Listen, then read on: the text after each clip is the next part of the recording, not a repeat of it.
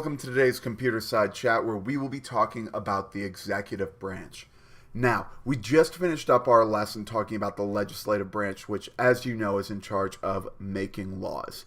The executive branch is in charge of taking those laws and enforcing them, essentially making sure that they are followed and that they are enforced throughout the country.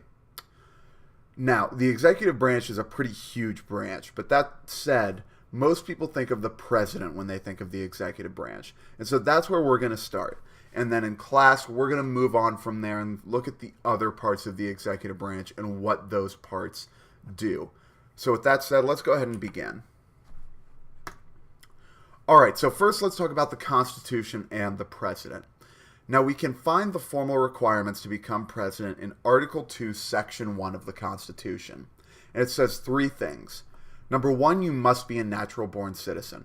In other words, you have to have been born in this country or on U.S. territory if you want to become president. You cannot be an immigrant who has come here and been naturalized. You have to have been born in this country. Number two, you have to be at least 35 years of age. And number three, you have to have been a resident of the United States for at least 14 years. So let's say you were born in the United States, and then your family moved to Germany, and you've lived there your entire life, and you decide, hey, I'm a U.S. citizen, I want to run for president. You technically would not be able to do that. You have to have lived in the U.S. for at least 14 years. It's also worth noting that these same requirements apply to the vice president. Again, the vice president is at first in the line of succession if something is to happen to the president, so you want the same requirements to apply to them. Further on the Constitution and the president, let's talk about presidential terms. Now, George Washington, who was our first president, kind of set the unwritten rule for term limits for the president. As you know, a single presidential term lasts 4 years. Washington served for 2 terms or 8 years. And so Washington kind of set the trend in terms of that's how long a president should remain in office maximum. They should serve 2 terms, and then they should move on so that someone else can be voted into office. This precedent, however, was broken in the 30s and 40s by Franklin Delano Roosevelt, who ran and was elected to 4 consecutive terms, dying partially into his 4th. After this, Congress decided that, hey, we should probably prevent presidents from, basically being able to be elected into office for life and becoming almost a would-be monarch. So they created the 22nd Amendment, which said that a president may only serve a maximum of 2 terms. So they took that unwritten rule from Washington and made it official. Wrapping up the Constitution and the President, this is just the list of the 8 duties as laid out in Article 2 of what the President is responsible for. Going through them really quickly, he is to be the commander-in-chief of the military. In other words, he is in charge of our armed forces.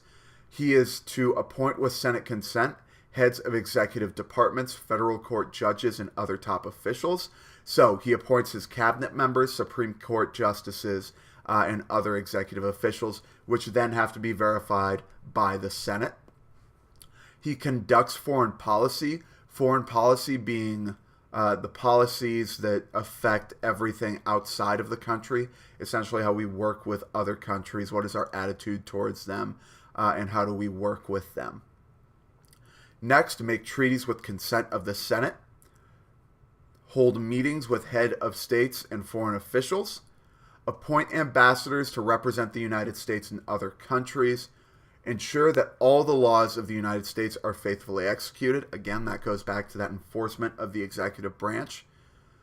And lastly, deliver messages to Congress and the American citizens. In other words, the president is supposed to be the face of the government. He's supposed to be out there telling the American people what is going on, what are his plans, and what is the government going to be working on, or what are they working on.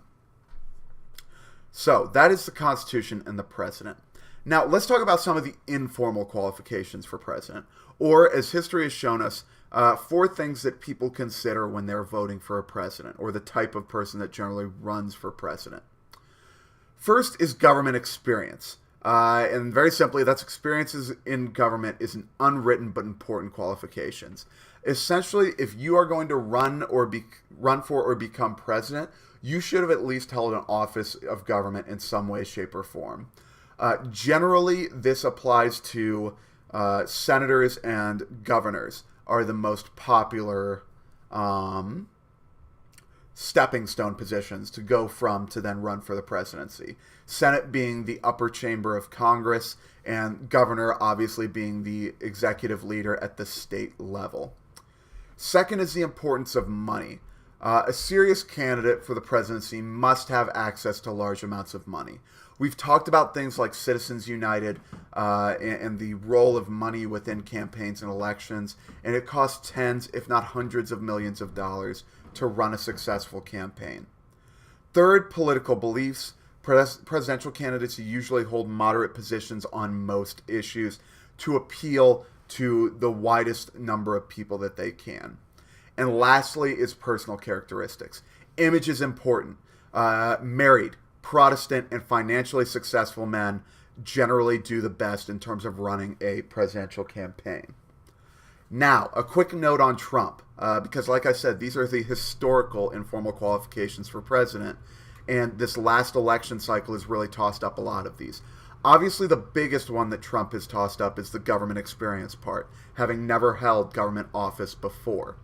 Not to mention that, other candidates that ran in this past election also really kind of fought back against some of these informal qualifications. For example, candidates like Bernie Sanders, who tried to go against the grain of big money donors and interest groups to run his campaign. So it is worth noting that Trump, as well as many other candidates, are really starting to challenge these informal qualifications and lead them to change. Lastly, let's talk about the various roles of the president. Now, some of this is going to tie into those constitutional duties that we talked about earlier. Others are going to be expectations of the president, and some of these are just going to be unwritten things. So they're not necessarily in the Constitution, but similar to how Congress has certain powers that aren't written in the Constitution, the president takes on some roles that aren't written there, but probably someone should take care of them. So let's go through them, and there's 7 here. The first off is the president acts as the head of state. In other words, he is the head of our government. He is the face of the United States. A lot of that consists of conducting ceremonial roles. An example of a ceremonial role might be something like the State of the Union, in which the president once a year goes before all of Congress and addresses the nation about what is the state of the United States and where does he want the country to go this year. Next, he is the chief executive. Obviously, he is the head of the executive branch, and with that comes the ability to utilize executive orders. And executive orders are essentially orders from the president that carry the weight of law. So it's certain decisions that under certain parameters, can be made by the president in which he can circumvent or go around Congress to get his way. Next, he also acts as the chief legislator, or at least one of the chief legislators. So even though he's not at the head of that branch, he can propose legislation to Congress that he would like passed. And like I said, he gives the State of the Union to Congress every year and dictates to them what he would like accomplished that year. He also acts as the economic planner for the government, so he also tries to steer the economic direction of the country, and he also proposes annual budgets to Congress, which will then be debated and possibly passed. He is also the party leader. So, for example, Donald Trump is a Republican. Him being elected to the presidency means that he also kind of takes the helm as the head of his party. He'll kind of set the agenda for his party. He'll dictate certain things that his party should look to accomplish. And he acts now as the face of the Republican Party. Much like these past 8 years, Obama acted as the face of the Democratic Party. Second to last here is chief diplomat. He is in charge of foreign policy.